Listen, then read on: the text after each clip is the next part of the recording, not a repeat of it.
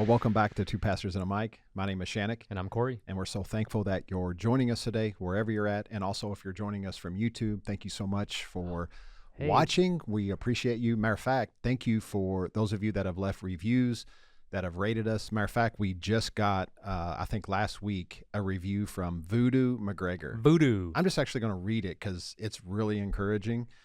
He said, listening to this podcast, or her, I can't just assume it was a guy. Yeah. Listening to this podcast has been a true blessing. Each topic is thought-provoking, and the goal of putting earnest grace miles above common religiosity shines. Shannick and Corey wear their hearts and their love for Jesus and all people transparently on their sleeve for all who will listen. That's thanks. So, thank you, Voodoo. That was awesome. Thank you. So the last few months, we've gotten one review per month. So if somebody out there is listening, leave us another review so we can say we beat last month. That's right. Appreciate or that. leave a comment in YouTube, on YouTube, whatever. Share this with your friends. We appreciate all on the line. We appreciate all your love and support. It is my favorite week of the year. No joke. It really is. For me too. March Madness week, baby. Yep. You know why I'm so happy? Okay, let me just let you know how ecstatic I am this year. Because IU's good. Well, no. They're decent. That is not what all I was going to say. Matter of fact, I'm going to tie this into my marriage. So I got married on March 22nd. It was March 22nd, 2003. So I'm coming up on my 20-year wedding anniversary. Congrats. And I don't know if things got switched around just a little bit, but usually the first week, a lot of times, of March Madness is the week that is like falls on my anniversary. So I've been to places that all these games are going on and I can't watch them.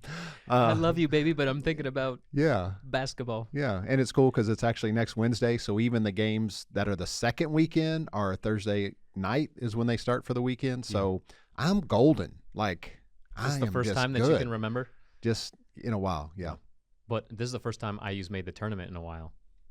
No, they were there last year. But didn't they lose first round or something like that? I don't know. They've been awful. There is no hope with IU for me. Wow. Okay. I have them in my Elite Eight. So see, I set expectations so low, and I don't expect anything, so that maybe they can exceed it. So I have them winning the first game, and that's it. And then if they happen to win the next round, amazing. So who do you have who's your Final Four? Final Four, I have Alabama. Do you need me to tell you? Texas, Kansas, and I don't know who I got. That's the bracket. Put Purdue. You're going to put Purdue. So are those number ones? No, no. Texas is a number 2. Kansas is number 1. Yeah, 3 number 1s and a number 2. And I'm going to just go ahead and put. I'm going to just say Texas winning it all. That's who I have. Texas winning. Like they've been on a run. They look great. No weaknesses. Yep. I'm pretty bummed, and I don't know if you pay attention to this, but the East bracket, even though I am calling it the bracket of death, even though they're not always the best, but it's the biggest names. You've got Purdue, you've got Duke, Tennessee, Kentucky, Kansas State, who's the 3 seed, Michigan State, and Marquette, all in the same bracket. Yeah, I do feel like the committee did a good job of like balancing them, but there is a little bit like IU's bracket. I think they're in the Midwest. I will call that the weakest bracket, even though the strongest team, in my opinion, is there at number 2. Overall, they're the weakest of the 4, in my opinion. But I'm going to put whatever Alabama, that number 1, and they have Arizona, Virginia. Who's the 3 seed in that bracket? Baylor. Do you know? Baylor. Man, top to bottom. That to me, that's the bracket of death. Yeah, it's a good bracket. I love this stuff. I already said I'm going with Texas, but I follow some TikTok betting gambling gurus that have some statistics. So if you haven't filled out your bracket yet, if you've listened to this the day before March Madness happens, we're going to help you win your office advice. pool. Yep. So do not pick these teams to win, and I'm going to tell you why.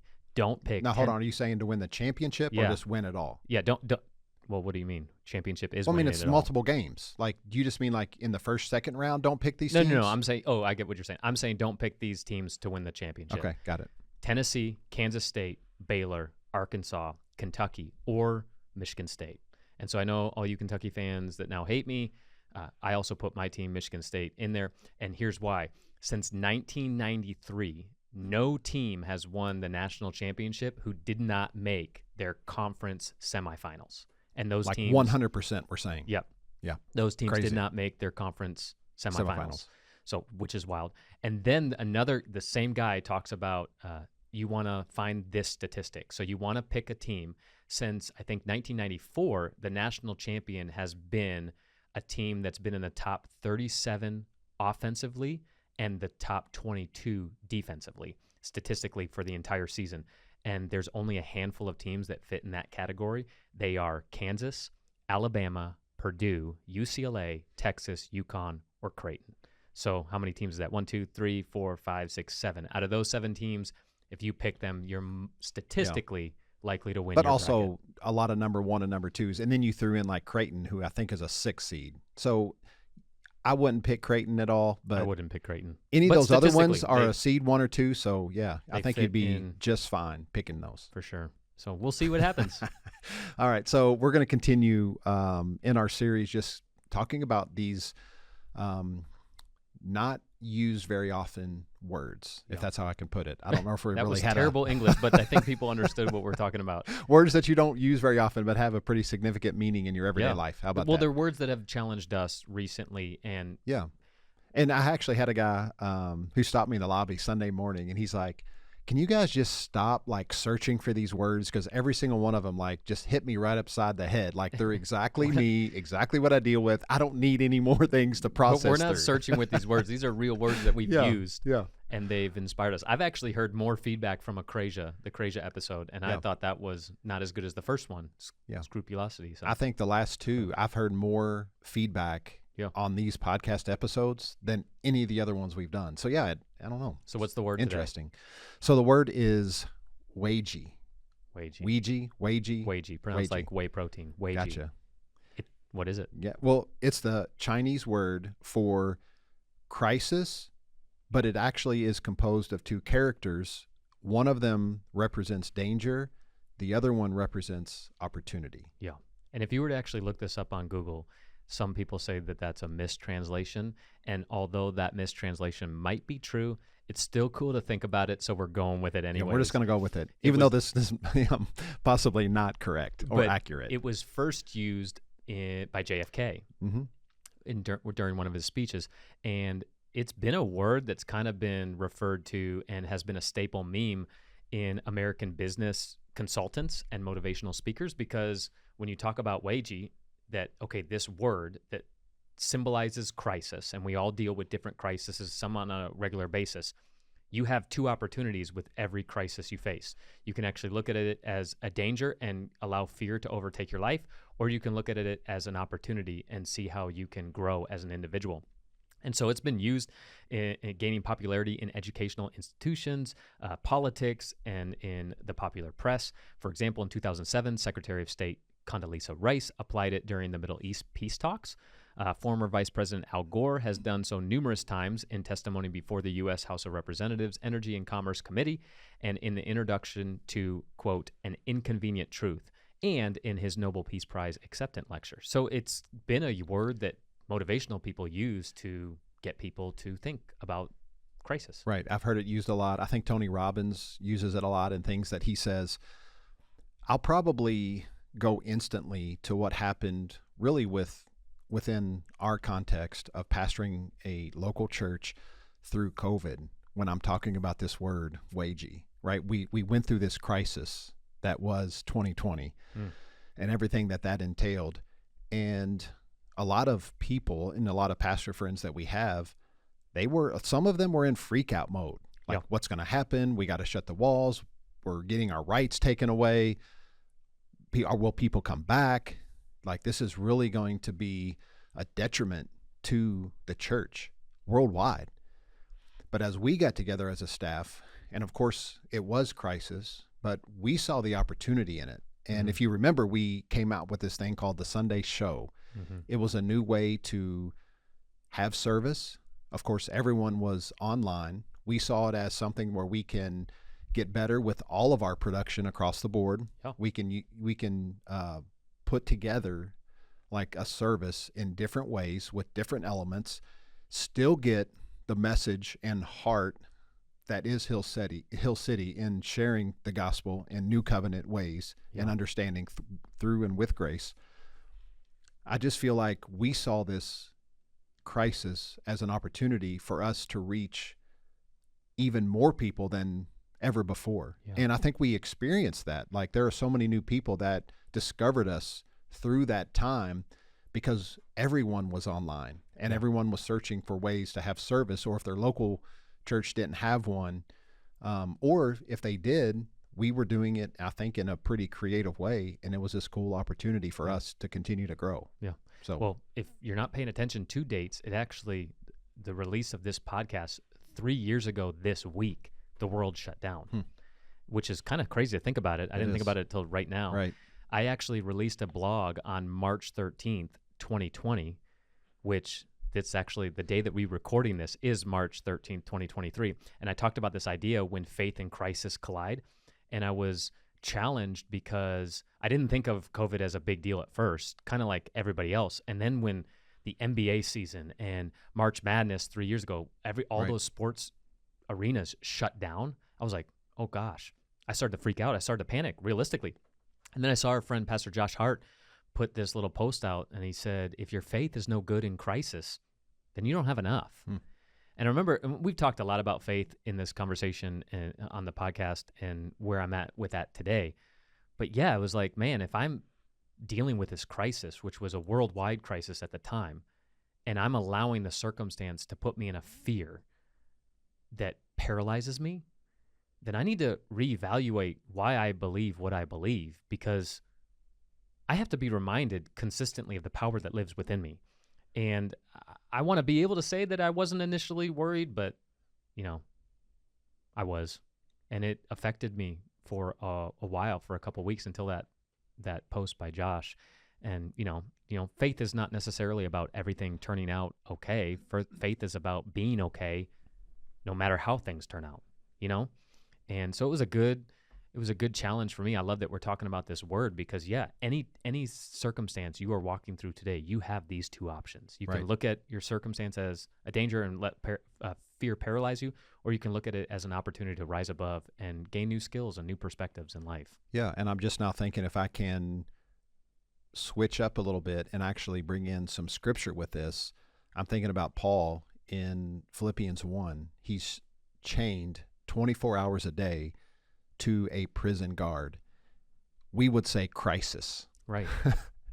Arrested, chained to a guard, 24/7. But he actually said, I'm in chains for Christ. Like, there is a reason, there's an incredible opportunity with this. And I see it as I have a captive audience 24 hours a day that I can influence, and then they can begin to influence. He understood the power of the ripple effect.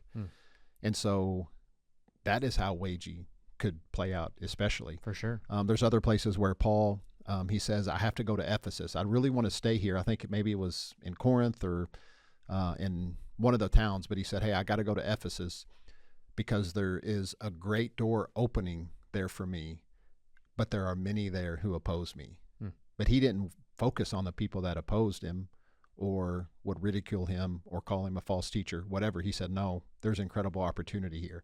So really what we're talking about in Weiji is our perspective and how we approach, how we're going to respond to whatever it is we're going through, to the crisis. Because a lot of times we find ourselves in crisis, and yes, sometimes the decisions that we have made put us there, but there are other times where just life and circumstance puts us right in the face of crisis, and now it's up to us to have perspective, to see things clearly, to know, okay, I can see the risk, there might be danger, but I can also see the opportunity and the reward that can come from this situation. I love that. Yeah, because there's like 3 super easy topics to talk about real quick, like finances. Okay, you have 2 opportunities.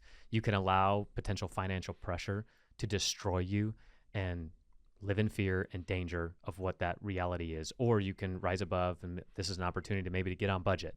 Same thing with your marriage, like circumstances happen.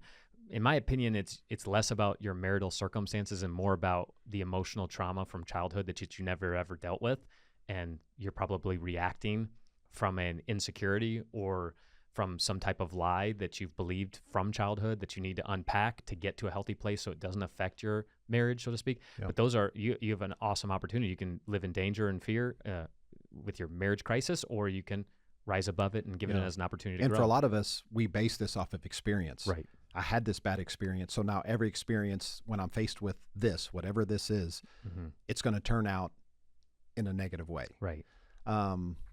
So I'll just tell you about what I'm going through right now. Do it. Because you mentioned finances and how we look at things. So in my life, I have bought 3 investment properties. You call them home runs, and I think I would be on that same page. Well, 2 of the 3 are out of the park home runs, and the one that you're about to share is an inside the park home run. I still believe it's a home run. Yeah, but you didn't even let me set it up and tell the story yet. But got into some properties at a really good price, not needing much, and I mean like $10,000 or less investment into them to get them livable, rentable as an investment. Well, I just recently bought one on auction, sight unseen. It was a foreclosure. I was not able to see the inside. I could just drive by, and ended up winning this auction, going through with the closing, walking in the door, and I'm just going to say OMG. I think I've shared a little bit about this on the podcast so far, but OMG is kind. Like, we're talking borderline hoarder situation. No, that's with not borderline multiple hoarder. That is hoarder. Cats with, you can imagine the amount of urine and fecal matter and the smell. Oh my gosh. And we got it cleared out recently, and the smell is just lingering. I really don't know if it's going to go away. But anyway, so we got into this, and it's going to be so much more. And now I'm sitting in this fear and danger portion. Okay, I feel like, okay, this is kind of a crisis. This is not like my other 3. It's completely different. But now I need people like you that keep telling me and reminding me. It's a home run. Still a home run. It's not quite a home run, like, because it's inside the park. Because I'm comparing. Because you got to run to those my bases. previous- You got to run those bases fast because you're not sure but it's still a home I can't run. just jog around because it was out of the park. You're right. That's, so there's some work. It's a brilliant illustration for what you're going through. But it is. Yeah, okay. But we'll figure this out. But at the same time, it is like crisis, and I got to look at it one of 2 ways. Yeah. It is that bad. Well, stop looking at it in a danger thing and start looking at it as an opportunity because this thing is bank. But I'll let you know the process as we go along. So boxes full of cat poop. Yeah. In the corner of that room, there were I counted 12 boxes, I think. Piled up in the one thing, there was over 20. Oh my and I don't know if they were closed up. I don't know if they were full kitty litter boxes. We have some really pictures. Don't know. If you want pictures, text us. We'll send you some of these pictures. It was as bad as he's saying, but so bad. It's opportunity. Yeah.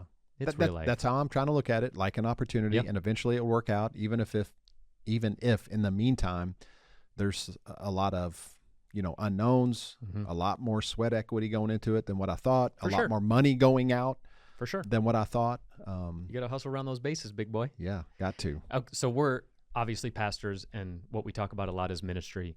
And if you've been on this journey with us in the podcast over the last two years, we talk about deconstruction a lot, where we're at. It's actually interesting because 2 years ago I listened to a podcast because, again, I was dealing with some church stuff, which I'll tell you here in a second. And I was like, man, I sounded bitter 2 years ago. Like, I was talking about a subject that I was still pissed off about. And so it was kind of fun actually to go back because I'm in a much better place today, even though I'm still dealing with some stuff. But we hear this all the time with people is a faith crisis. Like, what do I believe now that I'm questioning certain things or going through deconstruction? And it can and does cause a spiritual crisis. And you do have these 2 options. It can become a danger for you or fear, and you walk away from everything. Right. And justifiably so. And you probably have real answers for your questions that move you away from faith. Or it can be an opportunity for you to grow and unlearn and relearn, which is extremely difficult and not sexy and not fun. But it's an opportunity for you to become a different person, so to speak, and be grounded in a real and freeing love that, in my opinion, only Jesus provides. But that's not fun. It's not fun. And it is, we've had several people message us, or even there's been a couple of comments in Facebook messages and comments on our podcast about, like, what do I do now? One guy wrote on Facebook publicly, he's like, man, like, I've been going through deconstruction and I don't know if I have any faith at all. What's my next step? And a lot of people want to just get out of that process because it's so uncomfortable and so not fun. But honestly, we talk about sitting in the well just a couple episodes ago. Sometimes you just have to sit in that frustration and allow yourself to be angry and to be uncertain and to be frustrated wherever your faith is, and recognize that that's part of the journey. Yeah, it really So- is. But like you just said, you're choosing to grow Choosing. and mature. Yeah. And you're opening yourself up to learn, which I think is one of the best compliments you can give someone, is that they're teachable and willing to learn. Yeah. And so this past week, it was the first time. So we transitioned over the last 2 years, really since 2019. My mind's been transitioning, but last year was the first time I actually transitioned. Then we had to transition again. And for the last 6 months, I've been in such a great place, like really enjoy what I do, really feel fulfilled in my life. And this past week, I was the most overwhelmed I've ever been. I actually texted you all of the stuff that I'm either dealing with, like the people that I'm counseling, and or family stuff that's going on in our church and my life personally. There were 19 different situations that I'm hands-on involved in. And a lot of people are just going through heartbreaking things, really sad things. And some of them I'm not giving advice to. I'm just sitting in the well with it. But I Right. feel that. And for the first time in a long time, I felt so overwhelmed, to the point that I had to take a half day on Thursday just to clear my mind. And I don't even know how to clear my mind, if we're honest. I went home and I started doing house projects. So I don't know if that was healthy, but it was part of my process. And here I am, like 6 days sitting in these 19 families things. And yeah, I'm still feel overwhelmed, but I'm such a better headspace today than I was 6 days ago. Sometimes I try to see it as an opportunity to grow and get out of real quick. And Right. that's not necessarily what we mean by an opportunity to grow. Sometimes the opportunity to grow is sitting in, processing, and evaluating. And I think I'm getting to a place where it's much more healthy. But yeah, I'm still overwhelmed and sad for a lot of these families that are just dealing with hard stuff, because we're not a huge church. Right. And I'm in that with you, Yeah. because I'm going through that, and we were texting back and forth, and you're asking me, what are some of these other things? Because it helps me to write them down so that I can Yeah. keep processing through them instead of just being blindsided or my thoughts being all over the place. And yeah, after you texted me the list, you're like, oh my gosh, it's up to like 19 things that we're all kind of going through and sitting in. And there is a weight to that Mm-hmm. for sure. And thinking about it though, the growth process and maturing process is getting to a place where you always don't have the answer or solution and how to get out, but being able to sit in it and still experience peace. It's still experiencing peace through it. That's maturity and growth. Yeah. So that's where I've just been sitting at, and that's what we wanted to challenge, to be a little bit vulnerable this week and give you that word, that Weiji word, is everything that you experience in life. You have two things. You can allow yourself to live in the danger and freak out about it, or view it as an opportunity and see how you're going to rise above it. Yeah, absolutely. And I think if you're going through something right now, I think this would be a great episode for you to text someone that is going through it with you, whether that be a spouse. Dude, A you've done spouse. that a lot this episode, eh? Yeah, well, at the same time, we finally got our headphones fixed, and maybe I just got used to all the I delay listened before. back to last week's episode, and I misspoke like 8 times, and it was all because there was a delay in our headphones. We Yeah. didn't want to. It's almost like someone is interrupting us, and so like it would force us to stutter. Here's But our no, seriously, opportunity to share grow. this Yeah.